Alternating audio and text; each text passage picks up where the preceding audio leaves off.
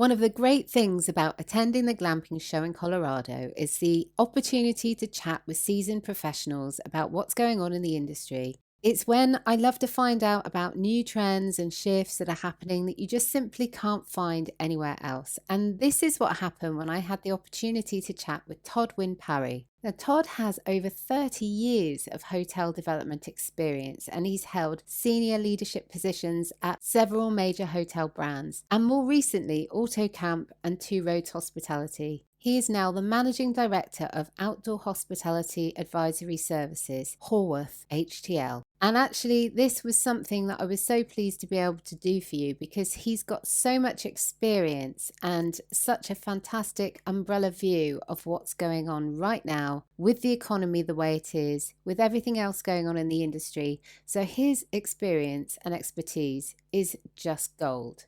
I can't tell you how difficult it was to actually get this interview done. We did it from his Airstream, and we had so many problems getting the technology to work within the aluminium body of the trailer. It really was quite a struggle, but Todd was amazing, such a gentleman, a great sport. He dealt with all the problems with technology, and so I'm really pleased to be able to share this interview with you now.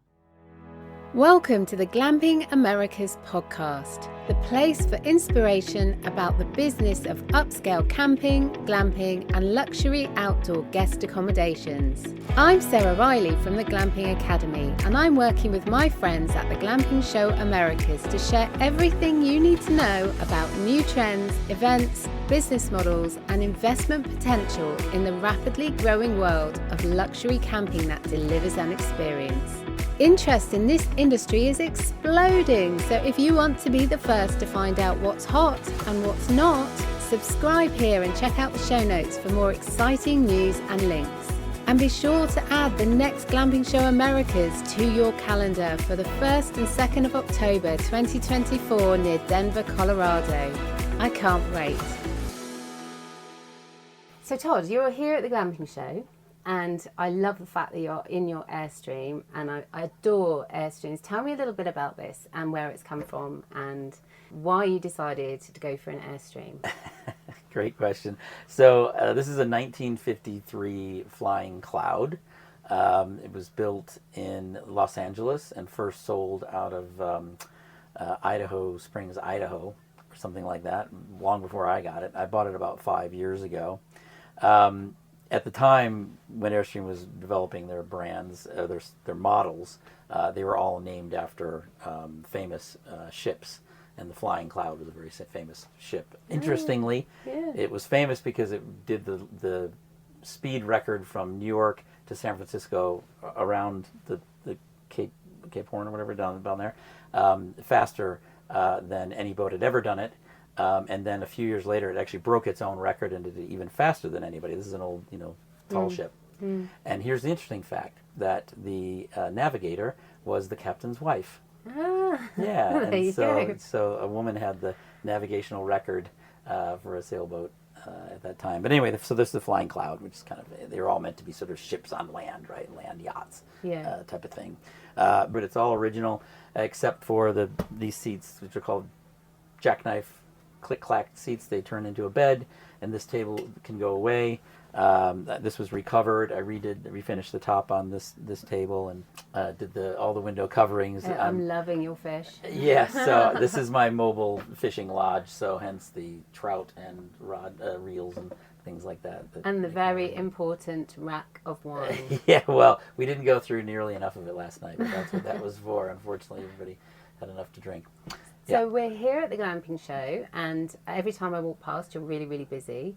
How have you found it this year at the show? It's much bigger than any year since, and this is, I think, my 3rd or 4th year I've been coming here, and the outdoor exhibits have really doubled in size over the last 2 or 3 years, which is impressive. So there's so many different types of product that we're looking at. Fantastic content in the conference room. And some great speakers, and the outdoor exhibition part is massive. There's so many different types of product here, and a lot of sales, I believe, are taking place. People seem to be very happy and writing up purchase orders and things like that. So I suppose it's going really well for all those folks. And for us, just a really great place to meet people. And we end up kind of 50-50, kind of 50% helping people just trying to get into glamping that are looking for sites, or they've got a site and they want to kind of tip their toe in it. I provide a free hour of consulting if you meet me here at the conference. And then the other 50% is sort of more commercial business people, other architects, providers of services and vendors and developers or brands. They're all here. So I was just talking to somebody from KOA, and we were speaking to several brands and operators and investors as well. So it's kind of 50-50, people just kind of getting into the sector, and then people that are well and truly into it, and having chats with them about what's going on in their world and how we can help them as well. Have you seen any trends? The big trend is just the growth in the amount of supply coming into the marketplace. And the interesting is the majority of that supply is not in the mainstream sort of glamping, branded operator kind of thing, like your Under Canvas or Collective Retreats.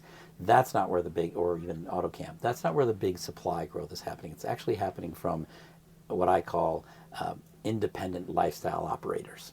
So people entering into the business as a lifestyle for themselves, or sometimes as another source of income in their world and their property, or getting into it as a full business with 10, 20, 30 units. So it's really those independents that are feeding the supply in most of the major outdoor destinations that you have around the country. There isn't an outdoor destination that hasn't had a couple of glamping developments popping up, but they haven't been with the bigger groups and the big, more commercial operators. So that's the first thing, is that the growth is still happening, which is great. And it's proven by the fact that there's so many suppliers of accommodation here providing their product. And so then the other trend is that in that growth, there's becoming a very clear delineation in what is outdoor hospitality. So definitely glamping, whether it's the bigger companies doing it or it's individuals as a lifestyle and being an operator and owner, that's one lane for sure. But there's also, in the US anyway, 5 different brands right now that are going out and buying motels in these destinations and converting them to sort of an outdoorsy looking, feeling product, and really catering to people who are into hiking, mountain biking, skiing, all of the things that you do in the outdoors. This is accommodation for them and for their ilk. So those brands include Lodge Camps, LOGE, and Base Camp. There's a brand that just came out called Field and Stream. Field and Stream is started by Ben Weprin, who did the Graduate Hotels, and Barry Sternlick, who did W Hotels, and I think he's got One Hotels and Treehouse Hotels. And then there's another one which is an offshoot of AutoCamp. It's called Field Station. So those brands are really interesting, and they're growing very, very quickly. In fact, quicker probably than many of the other types of brands.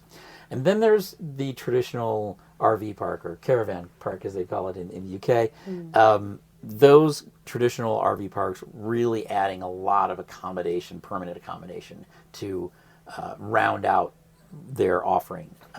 So I'm seeing a lot of growth in each of those areas for sure. But the interesting thing is getting into the segmentation of these different places. At the very high end, there's what I call sort of the luxury sector or whatever, which really ends up being more of an add-on, an annex that's created next to an existing resort. And this is such as Amman Giri with Camp Sarica, or Four Seasons Punta Mita with Naviva.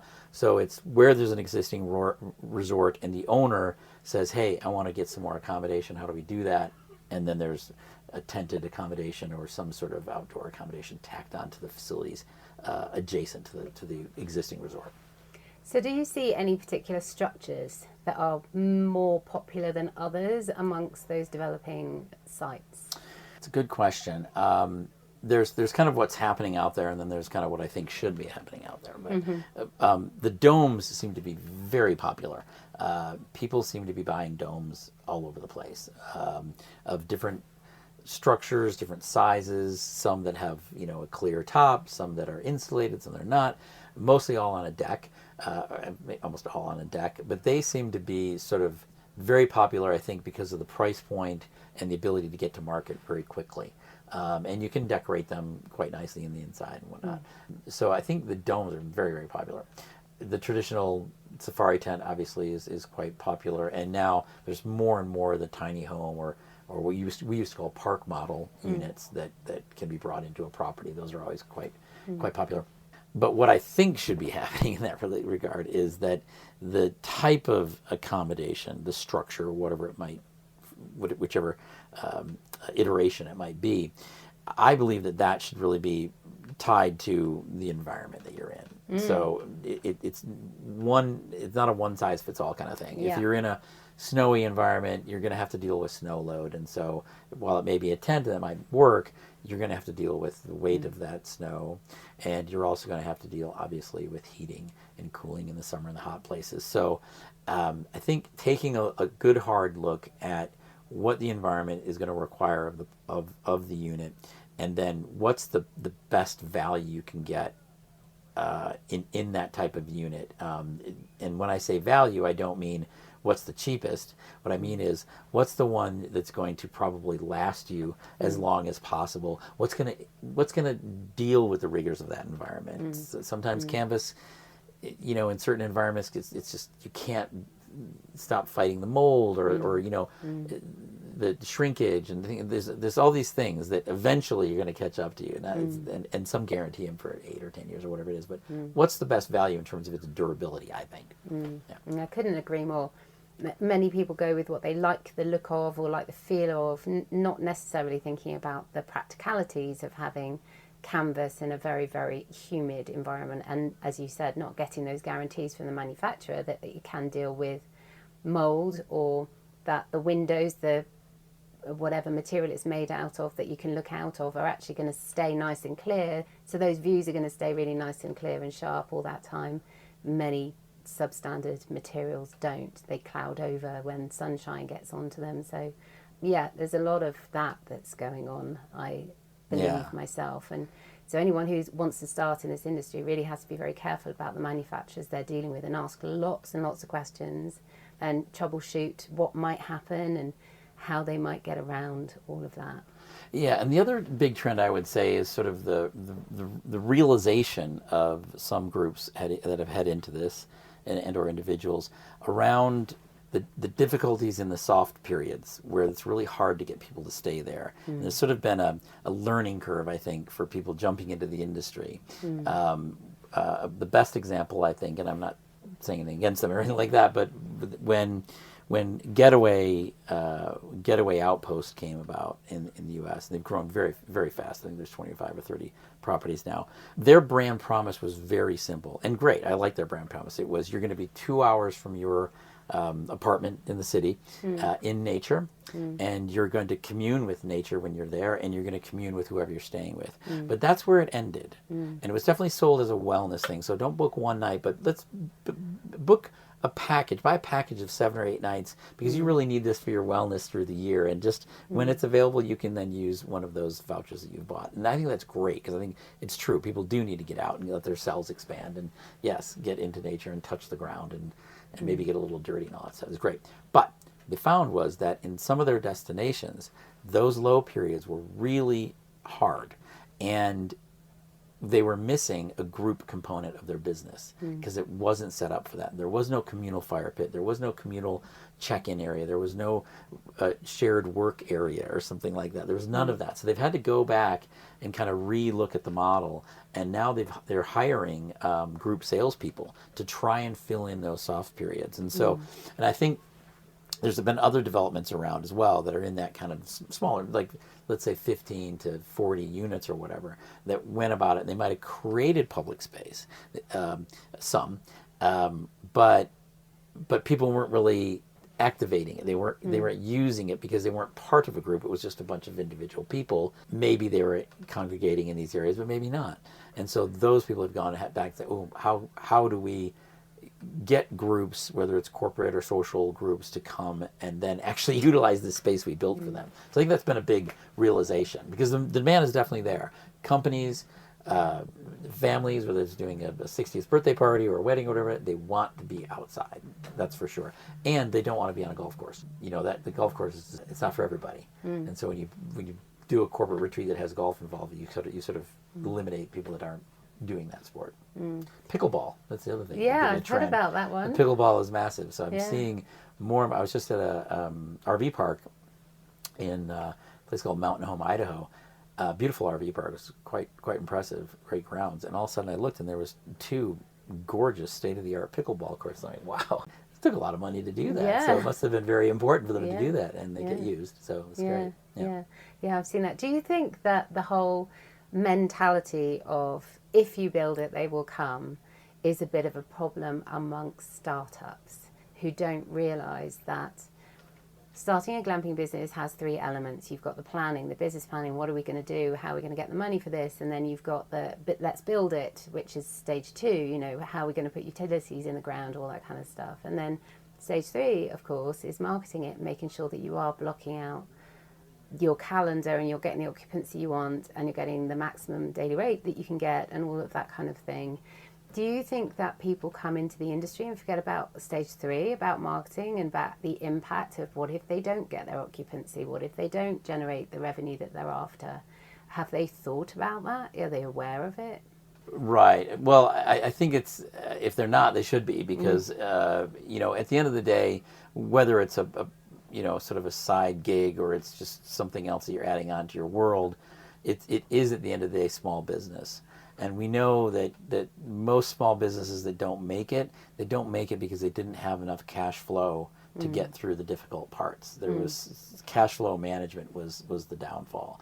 And so, if they're not thinking about that part of it, they should definitely be thinking about that, because there is slow periods, and there's just certain times of the year that people aren't going to do this, right? And so coming up with a sort of a plan B for those slow periods, or building in some sort of knowledge. It's always good to go through one full season so you know where your difficulty parts are. But then looking at what are some of the other target markets that we can exploit to lift the occupancy and lift our revenue in those slow periods, such as yoga retreats. They're a great filler because they tend to be in those slow. You can do them in the slow periods when the kids are in school. You can do it, but when they're out of school in the summertime, it's a little harder for moms and dads to go on a yoga retreat for a long weekend or whatever.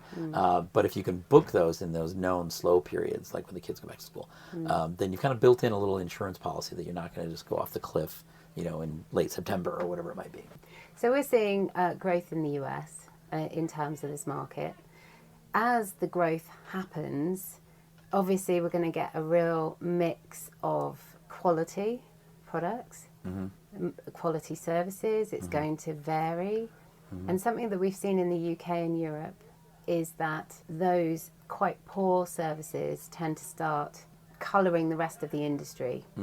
So someone has a glamping stay in quite a poor business. They then decide that all glamping is that negative and that they're not going to go glamping ever again. And for a time we were juggling the idea of, okay, we need some kind of star rating system to give people an ability to make good decisions, and very much like a review system, I suppose, which you get on various booking platforms. But it's very difficult to implement such a thing and to make it work. And people get a little bit sniffy if they don't get the star rating that they wanted, and that rather than aiming higher and improving their business. So as a result, are you seeing a similar issue that could happen in the future? Have you got any thoughts around that and how we might be able to tackle it, or is it just too difficult? I think that where we've come to in the world now, we're right next to an Air Force base, so this jet's going over all the time. But where we've come to in the world, like in the old days when there wasn't online rating, online reviews and things like that you could go to, you did need to have that AAA, 1-star, 3-star, whatever, because that was the only way you knew whether something was valuable or not. But now in the sharing economy and in the social media, there's a lot of different places you go to get to read review. And I think the consumer is starting to learn that if I read 10 really good reviews and then one that's just a nightmare, I have to, in my mind, think, maybe that's an outlier unless I start seeing a repetitive of that or whatever. And so I think the consumer is coming very smart where we probably don't need to do that, and we kind of let the flow of freedom of information go out and the reviews stand as they will, and people hopefully make the decision around it. I'd say it's two things around that. This one, it's incumbent, I think, on a lot of the local, either destination management companies or the local tourism authority or whatever it might be called. In the UK, I'm not sure, but here there's tourism commissions and things like that. I think it's really important for if you're an operator and you've got a really nice product and you're doing a great job, you've got the heart of an innkeeper and you're giving people great experiences, you need to go to those places and go to those commissions and go to the people that are promoting that particular area and say, hey, I just want you to know this is what we're doing. Look at our ratings. Here's some beautifully orchestrated, well-lit pictures of the environment. Please make sure you have this, on your website. So when people know they come to this destination, then you have this option as an accommodation. And those places are dying to know that. Obviously, they want to promote their area. So knowing that you're doing well and you're doing a good product is good. So that's the first thing. The second thing, getting back to trends, sorry about that, is what I'm seeing now is literally the second coming, and I didn't see this coming, but it's a second sort of there was the baby boom and then there was the baby ripple effect or whatever, right? The next blip ever, right? In this industry, and what it is glamping and all of the things around outdoor hospitality, particularly glamping, was always sort of for the nature curious, for the people that, I don't want to camp, I don't want to lay on the ground, I don't want to do that stuff, right? And so it was sort of a gateway drug to nature. Like, you can come, you'll sleep on a bed, you're going to be fine, you'll, it'll be all nice, you get your campfire, and you go inside, you won't smell smoke, it'll all be good. What we're seeing now is that those people that tried it out, like, actually I really do like getting out in nature, I do like that, they're starting to move now into actually camping. And so what the market is doing is I'm just seeing this now, it's starting in Colorado, as the first couple of places I've seen it. Private individuals are finding land or maybe an old campground or whatever, and they're doing a private but primitive campground. It's an easy entry. It's a approachable nature. So come on and clamp. But those people are like, wow, I want to do more of that, and maybe I will get a little dirtier. Maybe I will put my own tent up. I could do that. So the interesting thing is that there's plenty of places, particularly in the U.S., to just camp. Go to a state park or a BLM park or a National Forest Service park. They're all over the U.S., right? And it's very inexpensive, $25 or whatever. Sometimes it's honor system. You put the money in or you don't. But they're always publicly built and run, typically. There's very few private ones that are kind of primitive like that. So now we're seeing a movement into private, primitive campgrounds. But the sites are really far apart from each other.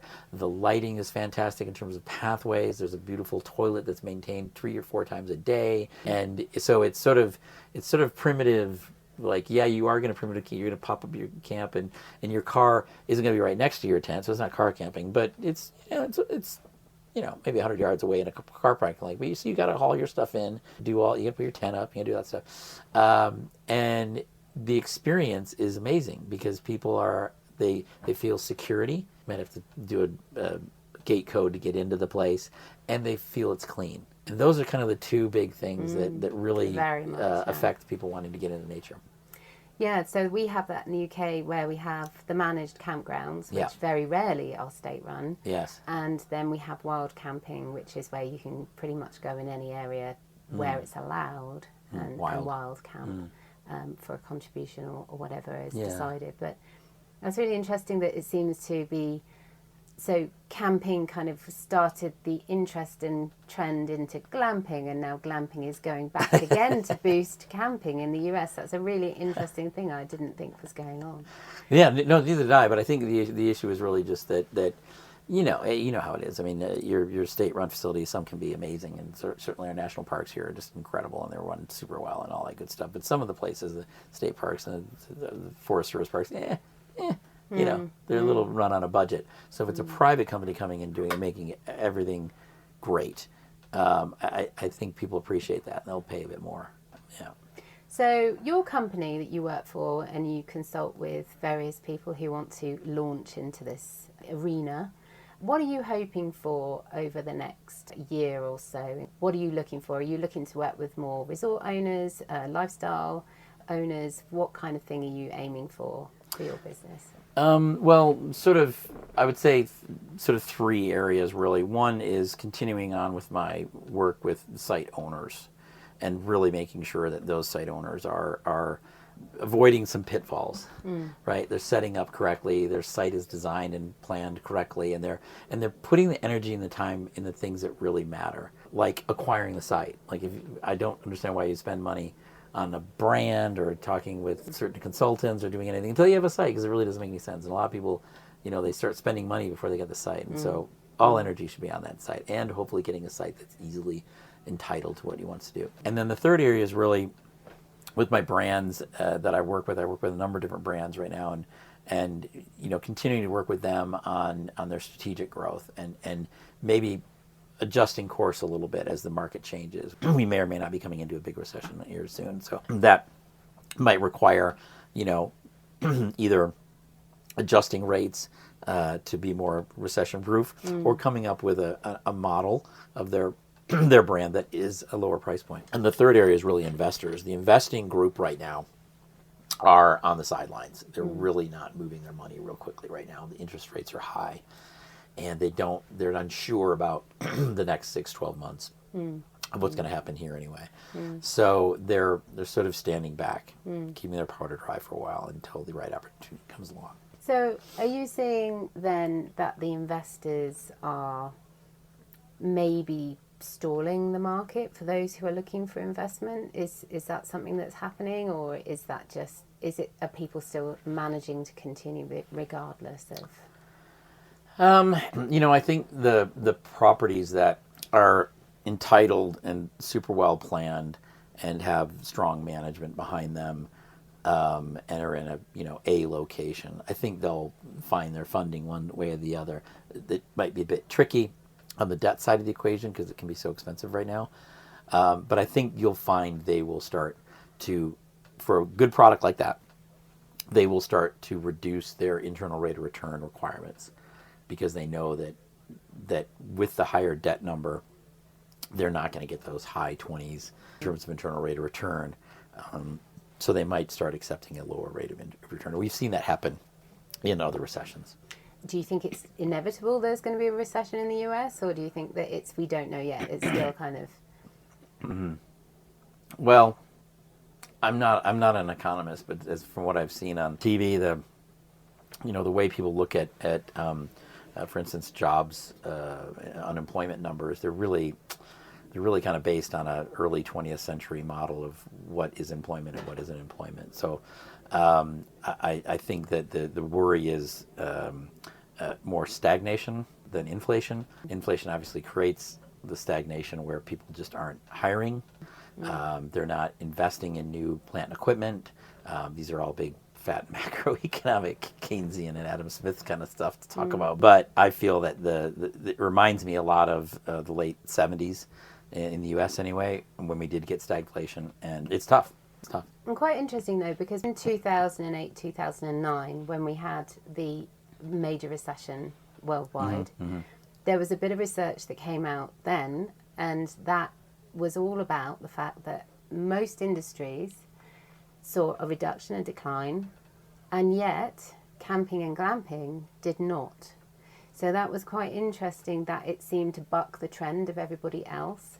And at the time I was wondering, well, maybe this is because people are seeing it as a way of getting into nature. Everyone needs a break, and there's a slight reduction in costs for the guest to go on a camping or a glamping holiday, and yet they're still having a vacation even though times are tough. Do you think that may still be the case now because prices are going up for guests to go glamping? We're seeing almost it's a very similar price to go to a hotel and go glamping, and there isn't that difference. Are you seeing that in the US as well, that it's getting quite expensive to go glamping? Yeah, no, well, getting back to the point around 2008, 2009, it's true. I think McDonald's biggest year was 2009, and Disneyland had their biggest year in 2009 because people weren't traveling. People weren't going out to dinner for the expensive stuff. They were taking the cheaper meal, and they weren't going overseas. They were staying inside the U.S. And certainly during the pandemic, we saw that same thing happen. So yeah, I think that's it, and that should be true.